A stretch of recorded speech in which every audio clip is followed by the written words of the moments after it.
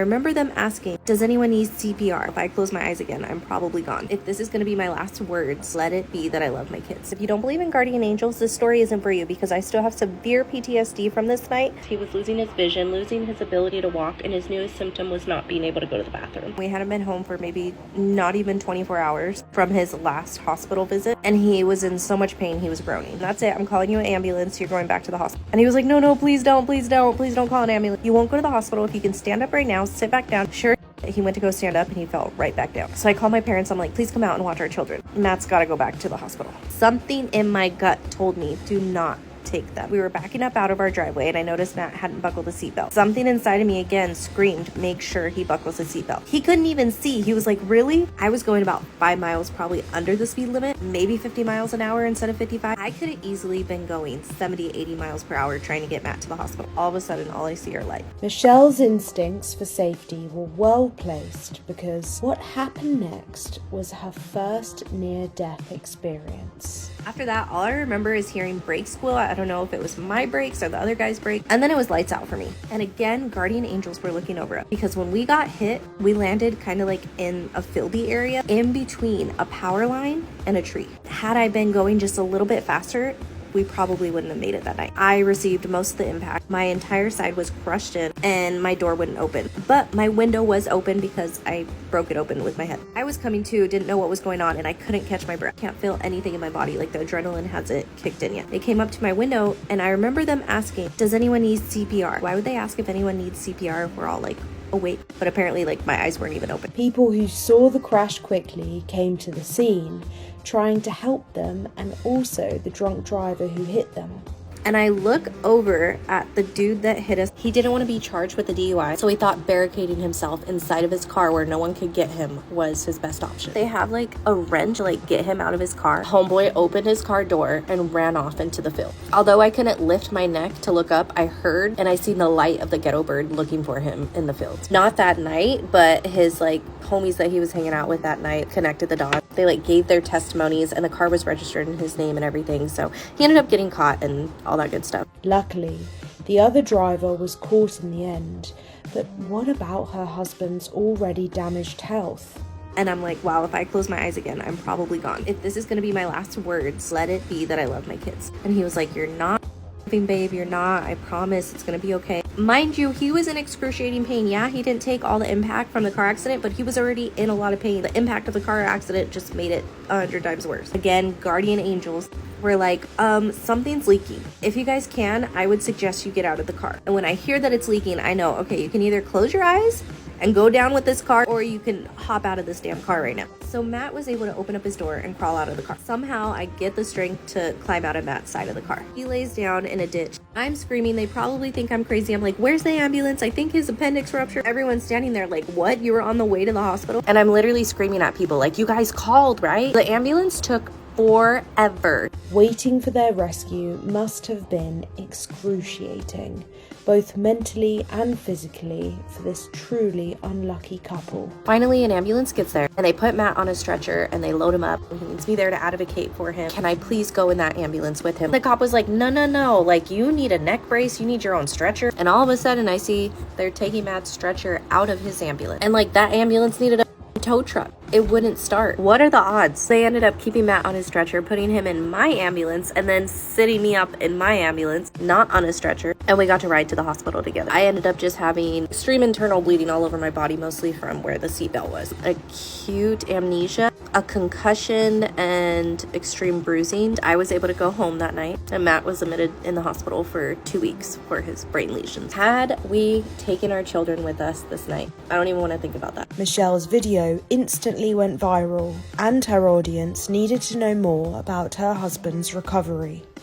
In March 2023, a virus hit my household. Never in a million years did we think this virus would flip our world upside down. Like a lot of households with kiddos, the virus comes into our house, knocks us all down one by one, and one by one, we usually all get back up. But Matt wakes up with an excruciating headache and is like, I can push through today. Homeboy had swelling of the brain, and he's like, hopefully the Tylenol will help. Obviously, the Tylenol ain't working. And he tells me something is not right. I do not feel great. So I take him to the ER. Everything comes back normal. Us to head home and have Matt get some rest. So we try to do that, but then Matt's vision starts going. This ain't right. Come on, we're going back to the hospital.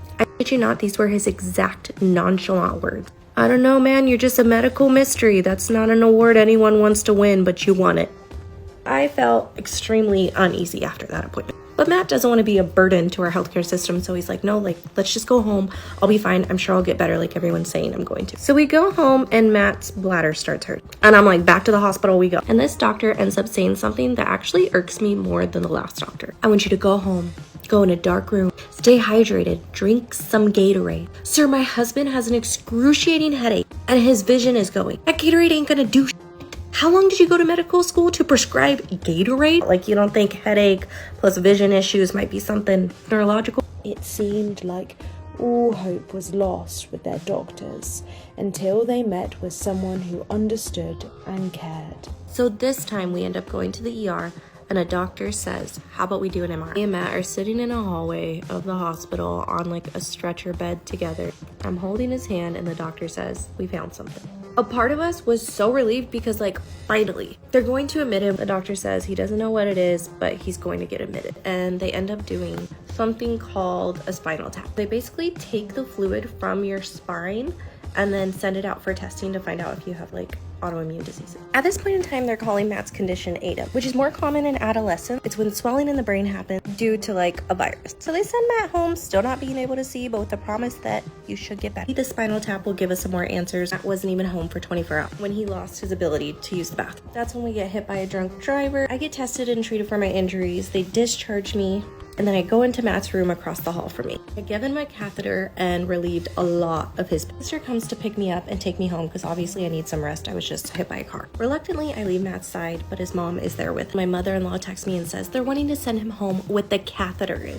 And I text her back and say, hell no, I will go down there myself, concussed and all. Make sure they admit him. He needs help. He obviously needs more care. They said he was gonna get better with this ADEM and he's not getting any better. Thankfully, my mother-in-law fights the doctors and the doctor agrees they should admit him. So we end up following up with the neurologist and that's when she tells us the results from the spinal tap came back. She explains to us this is a new disease. It's very rare. They literally just came up with the test for it in 2019. It's similar to MS, but besides that, she doesn't know a whole lot about it. So she refers us to a specialist. The specialist, he seems like a great candidate for this clinical trial that Stanford is currently doing for treatment that's supposed to specifically treat MOG antibody disease. And he believes that if he goes through the clinical trial, he's going to be able to help a lot of people. We end up signing up for the clinical trial. We've been in it since about August of last year. If I hadn't sent Matt to the hospital 500 times, who knows if he would be here with us today? Who knows if we would have finally got that doctor that cared enough to do an MRI? So just keep on advocating for yourself. Keep on advocating for your loved one. Go back, go back, go back. You're not annoying.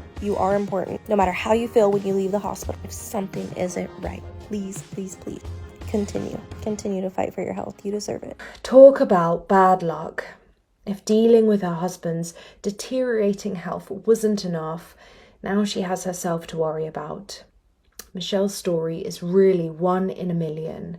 With her videos reaching nearly 1 million viewers, let's see what they thought about her experience. One commenter said, "Baby, you are the guardian angel." That's so true.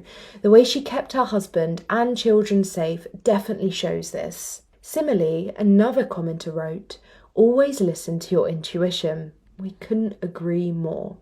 Without it, they may not have made it out in one piece. And finally, one person left a message saying, "Oh my God, I'm so sorry. That's super traumatic. I'm glad you guys are okay." Well said. I think we're all glad this story has a happy ending. Despite this extremely unlucky turn of events, Michelle's quick thinking really saved lives here. What do you think about their story? Let us know in the comments below. And if you like this video, then be sure to follow our other social pages for more content like this. And if you have any of your own videos you'd like to share, be sure to send them in. As always, thanks for watching Happiest.